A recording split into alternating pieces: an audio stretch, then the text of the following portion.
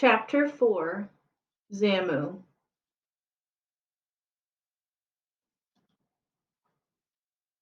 Amos had to lie down. What terrible luck to hire a tick bird who was about to lay eggs. Why me? Groaned Amos as he watched Kumba fly off to find more building material for her nest. Psst, Amos, a voice whispered from the reeds. Startled, Amos sprang to his feet. He whirled around and saw Zamu lying flat on his belly in the reeds. Oh, hi, Zamu, said Amos. Shh, hushed Zamu. I don't want anyone to see me with you. You don't? Asked Amos, surprised. What are you doing? Demanded Zamu. Eating reeds, replied Amos innocently. What are you doing with that ridiculous bird's nest on your head? Oh, that, said Amos with a glance upward. It wasn't my idea. I hired a tick bird the other day, and she's building a nest. Well, I didn't think you were building it, said Samuel. What are you going to do about it?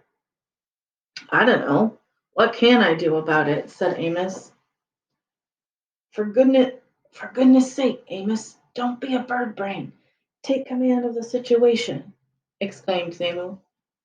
You're not going to let a timid tick bird run your life, are you? Talk to her. She's not that easy to talk to, said Amos. Then he asked, what should I say to her? Tell her she's fired, said Samuel. That's kind of drastic, isn't it? Asked Amos. Wake up and smell the algae, Amos, said Samuel. You've become the laughing stock of the river. I have? Said Amos, shocked. He glanced over at the river and saw a rhinoceros smirking at him. At least it sure looked as if the rhinoceros was smirking. It was hard to tell, though, with that big horn over the rhinoceros's mouth. You've got to get rid of her, said Zamu. Your reputation is at stake. It is? Said Amos. Of course it is, said Zamu. Now get rid of her.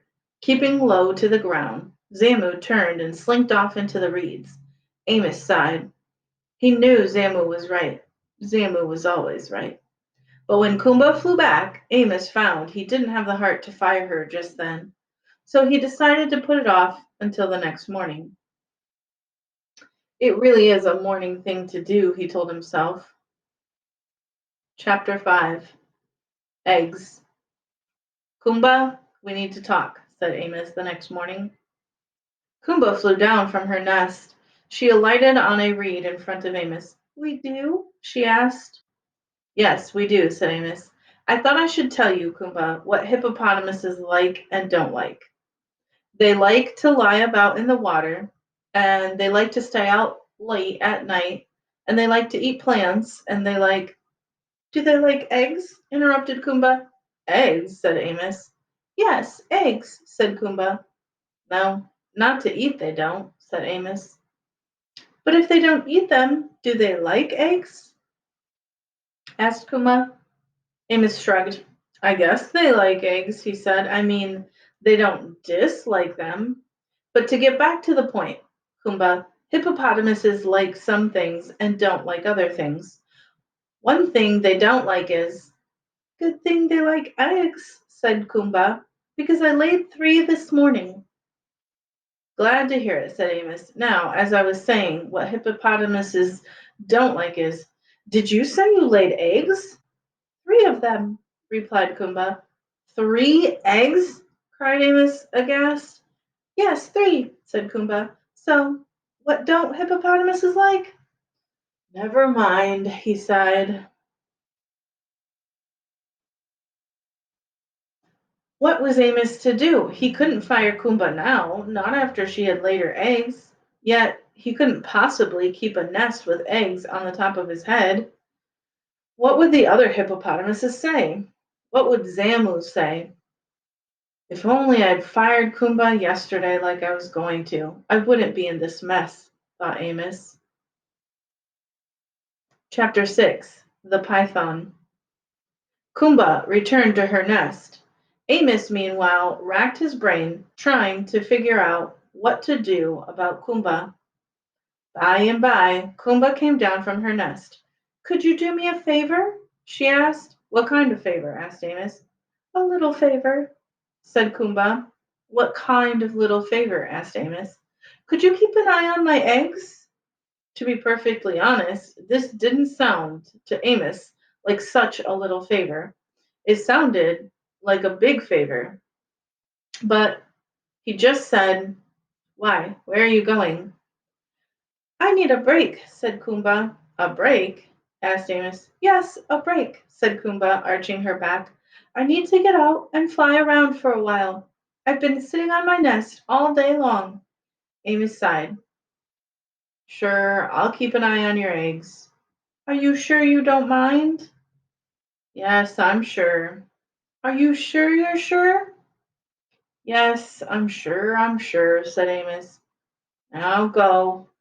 Kumba flew off. Great, Amos grumbled. Now I'm a babysitter. Tired of being taken advantage of? Amos heard a deep, understanding voice ask from above his head. Startled, Amos peered up. A giant python was in a tree, dangling from a leafy branch. I sure am, said Amos. Feel like things are out of your control? How did you know? Asked Amos. The python smiled. Good news, my friend. Good news, my friend. Your troubles are over. They are? Said Amos in surprise. The python nodded. I have a guaranteed method that gets rid of tick birds fast. You do? Said Amos. What's more, there's no unsightly mess, no annoying feathers to clean up. It sounds great, said Amos. It is great, agreed the python. But that's not all. I can also get rid of pesky rodents, reptiles, amphibians, even small mammals like monkeys. Well, fortunately, I just have a bird, said Amos. How much would you expect to pay from. Oh, how much would you expect to pay for my services? Asked the python. Gee, I don't know, said Amos. A small amount? A fair amount? A huge amount? Amos took a wild guess. A huge amount, he said.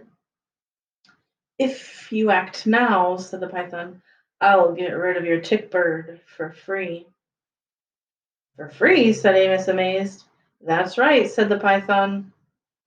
Absolutely free. It's a special limited time offer.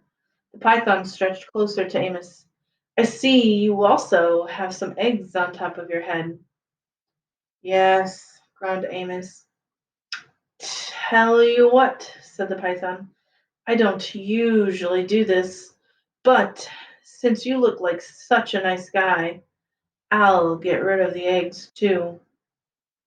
You will, said Amos. So, what do you say? Asked the python. Have we got a deal? How can I say no? Said Amos. The python smiled. Good, he said. Exactly how do you intend to get rid of Kumba? Asked Amos. Kumba? Asked the snake. The tick bird, said Amos. You leave the details to me, said the python. With that, the snake dropped to the ground and slithered off, disappearing into the jungle.